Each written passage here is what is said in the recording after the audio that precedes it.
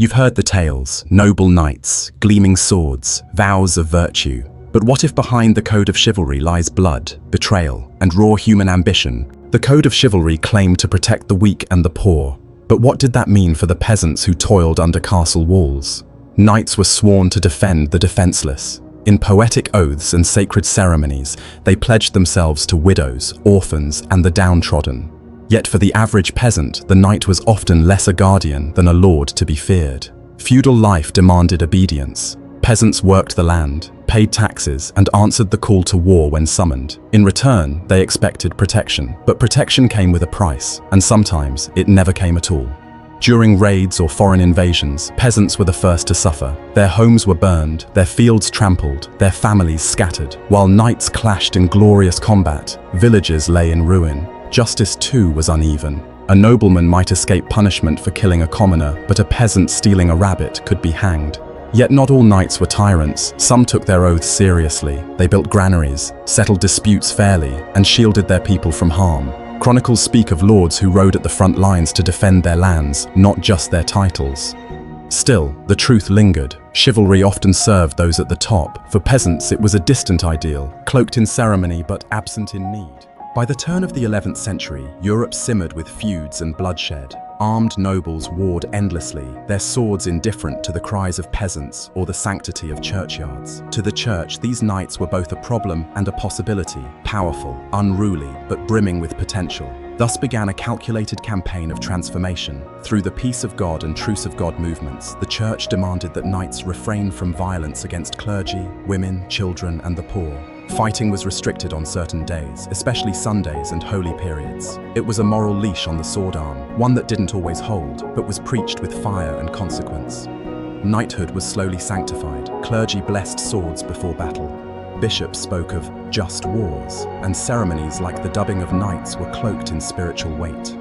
Oaths were sworn before altars, not just lords. The knight was no longer just a warrior, he was becoming a defender of Christendom. But this divine mission wasn't without contradiction. Crusades soon followed, where violence, once condemned, was now glorified. Knights marched east, believing they fought for salvation. They burned cities and spilled blood in the name of God, sanctified by papal decree. This duality became the heart of chivalry. Holy killer. The knight knelt in prayer before the battle, sword pointed downward like a cross. He was more than a warrior, he was God's servant, or so the image insisted. Religion was woven into every strand of chivalry. The church elevated the knight as a holy defender, a protector of the weak, a slayer of evil. The rituals of knighthood were drenched in sacred language. Bathing, fasting, confession, and blessings, taking up arms, became an act of divine obedience. Crusades turned this notion into reality. Knights from across Europe marched to the Holy Land, bearing crosses on their tunics and promises of salvation in their hearts. They believed they were fighting for God, but were they? The church had its own motives: territory, wealth, control. Knights were tools as much as disciples. Some saw the contradiction, others did not. Blood flowed in God's name, and cities burned under banners of the cross. The line between faith and ambition blurred. Back home, piety was expected, but not always practiced. A knight might fund a monastery, then raid a village. He could kneel at mass in the morning and duel at noon. Chivalry demanded he honor both Christ and combat, a tightrope few walked without falling. The image is etched into legend, a gallant knight kneeling before a noble lady, vowing to protect her honor at any cost. Songs praised her beauty, poets immortalized her name, and the chivalric code claimed to shield her from harm. But beneath this romantic veil lay a harsher, far more complex reality. Women in the medieval world occupied a paradoxical space. They were central to the chivalric ideal, inspiring devotion, commanding respect, and even influencing politics. Yet legally, they were often treated as property, first of their fathers, then of their husbands. The code of chivalry demanded knights defend women from harm, but it also reinforced their subservience. Protection often meant control. A lady's honor was not truly her own, it was her family's, her husband's, or her lord's to guard and define. Some women, especially those of high birth, wielded real power. Figures like Eleanor of Aquitaine or Isabella of France shaped kingdoms, led armies, and defied expectations. But these were the exceptions. Most women lived bound by roles assigned to them, expected to be modest, obedient, and silent. Even courtly love, which celebrated female beauty and virtue, often placed women on pedestals so high they were out of reach, not empowered. They were muses, not equals. The truth: chivalry often revered women in word, but restricted them in practice. Their protection was laced with control, their idealization often a cage gilded in poetry. And yet, within this cage, many found ways to influence, resist, and shape the code to their advantage, quietly rewriting their place in a world built by men. The tournament was where a knight didn't just fight, he performed. Beneath the fluttering banners, among cheering crowds and noble eyes, chivalry was not only tested but displayed in all its brutal elegance. What began as chaotic mock battles, free-for-all melees where dozens of knights clashed in open fields, evolved into elaborate spectacles. By the 12th and 13th centuries, tournaments became carefully staged events with rules, rituals, and political theatre. The joust, two knights charging at each other with lances, became the centerpiece. To the spectators, it was sport. To the knights, it was war in miniature. The clash of lances was real. Armor dented, bones broke, and sometimes, men died. But there was more at stake than injury.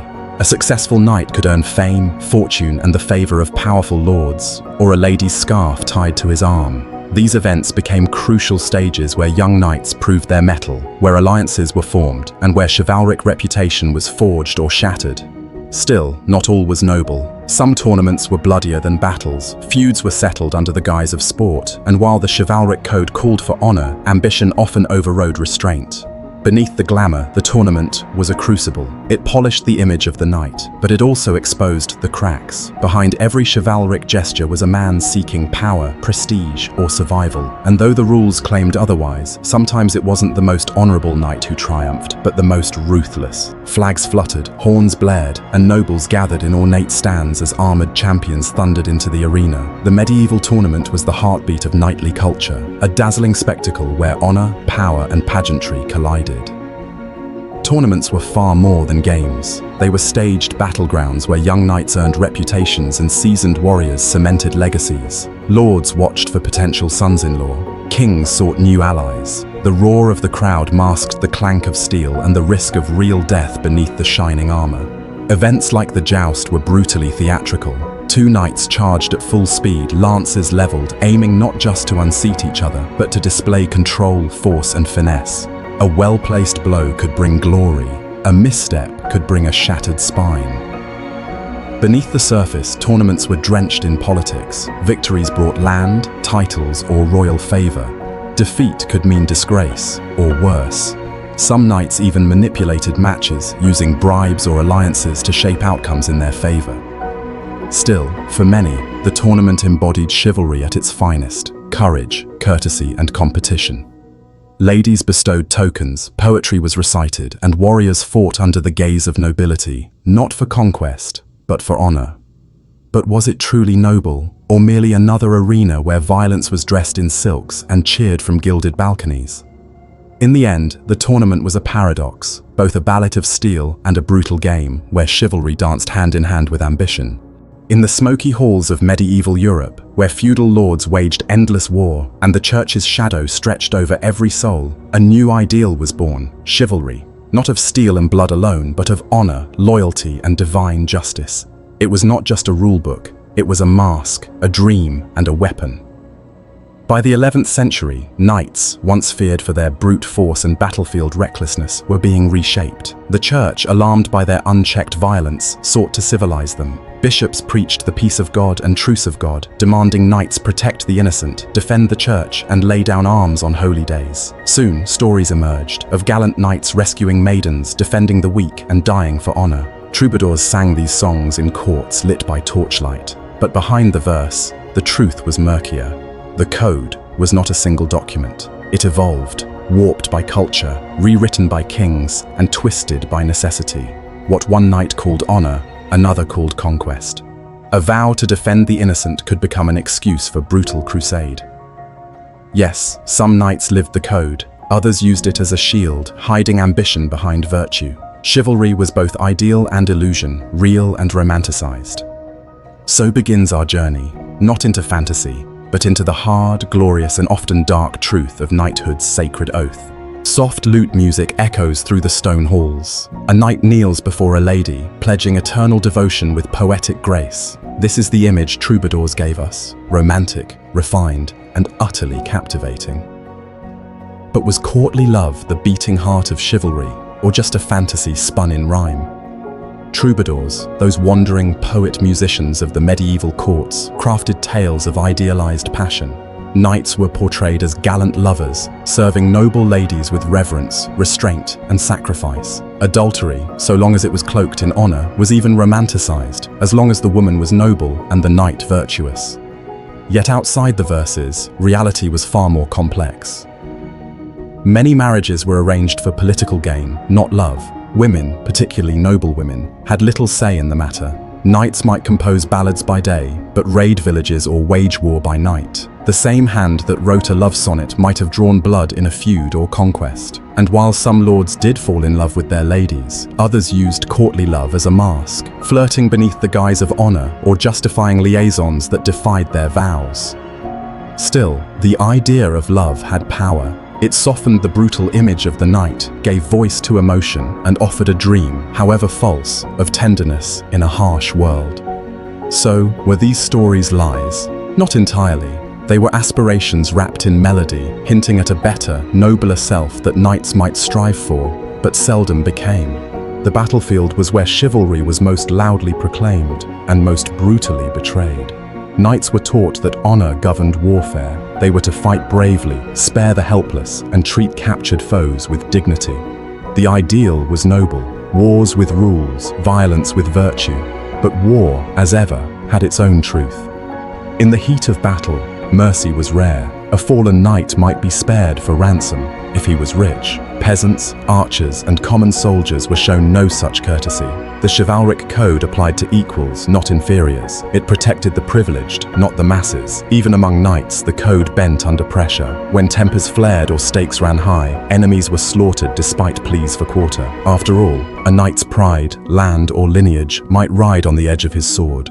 Take the Battle of Agincourt. The English, vastly outnumbered, crushed the French. When the tide turned, King Henry V ordered the execution of prisoners, many of them knights. It was a breach of chivalry, yet justified as necessity. Chivalry, it seemed, was a guide, not a guarantee. And yet, amidst the bloodshed, some held to the code. There are records of knights defending innocents, refusing to harm non-combatants, or honoring a defeated enemy. These moments shine like candles in a storm, rare, flickering, and all the more precious. The knight's sword may have gleamed in the sunlight, but it was the cross that hung over his soul. The medieval church, ever powerful, sought to mold chivalry in its own image, turning warriors into defenders of the faith. From the moment a squire was dubbed a knight, sacred rites were invoked. He fasted, confessed, and received Holy Communion. His sword was blessed not merely as a weapon, but as a symbol of divine justice. The church envisioned knights as Christ's soldiers, protectors of the weak, and guardians of Christian lands. And yet, contradictions abounded. While sermons preached mercy, knights rode to war. Crusades were launched with papal blessings, turning the holy banner into a license for conquest. Infidels, heretics, and even fellow Christians faced the sword, all under the guise of divine will. The peace of God and truce of God were church-led attempts to restrain knightly violence. They forbade attacks on clergy, women, and peasants and sought to limit warfare to certain days. But enforcement was uneven, and many knights ignored these spiritual laws when ambition burned brighter than obedience. Still, the church held great sway. Monasteries and bishops often served as mediators. Chaplains followed armies into battle, and tales of saintly knights, like St. George or Roland, offered models of the ideal Christian warrior. So, was the church a moral compass or a manipulator of the code? Perhaps it was both, guiding the sword with one hand while wielding power with the other. Behind the clang of steel and the smoke of war, there was another battlefield, a quieter, more delicate one, fought with glances, songs, and poetry. It was the world of courtly love, a cornerstone of chivalric culture that wrapped the harsh warrior in the robes of a romantic. Courtly love wasn't about marriage or domestic life. It was a ritualized admiration, often directed at an unattainable lady, usually married, always noble. The knight, bound by chivalry, pledged his service to her as he would to a king. He would compose verses in her name, tilt in tournaments wearing her token, and suffer sweet torment in her absence. Desire was sacred but distant. This love was less about passion and more about performance. A knight's loyalty to his lady mirrored his loyalty to God and his liege. It elevated his status, not by who he fought, but who he adored. In songs sung by troubadours, love became a discipline of restraint, not indulgence. But real hearts bled beneath the poetry. Not every knight kept to the lines of the verse. Affairs did happen. Women were not always distant muses. They were clever, political, and very real. Love could be a ladder to power or a path to disgrace. Courtly love, like chivalry itself, was a story knights told themselves, a beautiful fiction woven into their brutal reality. It added grace to their violence, emotion to their cold steel, and gave the sword a softer edge. Steel clashed on fields soaked with blood, and yet amid the chaos, knights were expected to uphold a peculiar kind of honor. Chivalry did not remove violence from a knight's life, it defined its boundaries. The chivalric ideal on the battlefield was both noble and selective. A knight was expected to fight bravely, to face his enemies head-on, and never strike a man from behind. Mercy was praised. Capturing a noble foe rather than slaying him was seen as the higher path, not out of kindness, but because ransoms were profitable and honor demanded restraint. Yet these codes often faltered under real conditions. In the fury of battle, when arrows rained and swords fell, ideals crumbled beneath the weight of fear and survival. Not all knights showed mercy. Not all battles respected honor. The sack of cities, the slaughter of peasants, and the burning of villages were not rare exceptions. They were part of war. Even in tournament fields, where the chaos was rehearsed and the audience applauded, the line between sport and savagery blurred. What was meant to be a display of chivalric skill could easily become a bloodbath. Still, the code mattered. It was a mirror that knights held up to themselves, a set of expectations they were judged by, even when they failed. Chroniclers praised those who upheld chivalry and condemned those who broke it. Chivalry in war was not purity, it was aspiration. Knights were taught not to shed less blood, but to do so with honor, to wrap violence in virtue, and pretend the sword was clean. Knights were sworn to uphold honor, protect the innocent, and fight with fairness. Yet history is littered with moments when those very oaths were shattered beneath bloodied banners and broken vows. Consider the infamous sack of Béziers in 1209. During the Albigensian Crusade, knights of Christendom, blessed by the Pope, stormed a town believed to harbor heretics. When asked how to tell heretics from true Christians, a papal legate coldly declared, "Kill them all, God will know his own." Over 20,000 men, women, and children were slain. Where was chivalry in that massacre? Then there was Edward, the Black Prince, England's shining warrior of the 100 Years' War. While admired for his battlefield prowess, he also ordered the burning of Limoges in 1370, resulting in the massacre of thousands of civilians, hardly the act of a protector of the weak. Or take the betrayal at Agincourt in 1415. After the English victory, King Henry V, a paragon of Christian kingship, ordered the execution of thousands of French prisoners, fearing a counterattack. No trial, no mercy, just cold calculation. Even within tournaments, those so-called noble games, rivalries sometimes erupted into real violence. Knights used sharpened weapons, ignored rules, or bribed officials. These stories reveal a darker truth.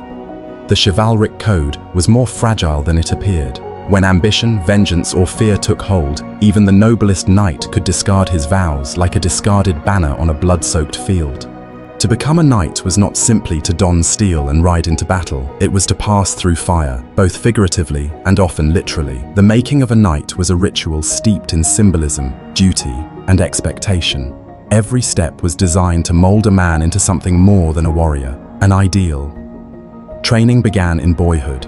At 7, a noble-born child became a page, serving in a lord's household.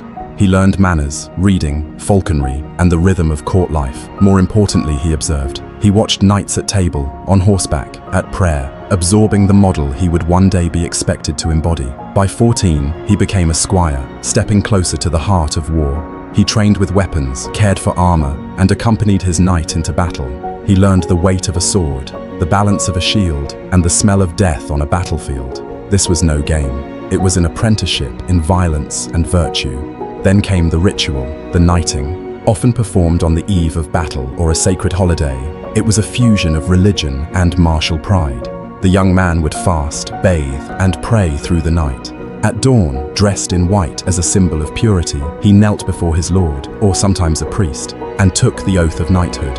Before chivalry gilded the sword, the warrior class in medieval Europe lived by one law: might makes right. The early Middle Ages, especially in the chaos following Rome's collapse, were dominated by brutal tribal warfare. Power belonged to those who could seize and hold it, with blade, fire, and sheer force of will. These early warriors were not knights in shining armor. They were raiders, mercenaries, and lords of plunder, commanding fear more than respect. Their loyalty lay with gold, land, or blood ties, not with abstract ideals like mercy or justice. Honor was measured by the bodies they left behind, not the innocents they protected. Feudalism began to shape this chaos into order. Kings granted land to lords, lords to vassals, and in return, these vassals gave service, on horseback, in armor, with sword in hand. The mounted warrior, or miles, became central to medieval warfare. With wealth from land came better armor, horses, and weapons. Status followed, but their violence remained unchecked. The church viewed these armed men with both fear and opportunity. By framing warfare as holy, against pagans, heretics, or infidels, it could turn these warlords into instruments of God. Thus began the long transformation from warrior to knight. The raw clay of knighthood was soaked in blood. Only later would it be shaped by sermons, literature, and courtly love. The knight's origin was never peaceful. It was forged in raids, sieges, and merciless ambition. Chivalry came not to replace the sword, but to give it meaning, limits, and divine sanction.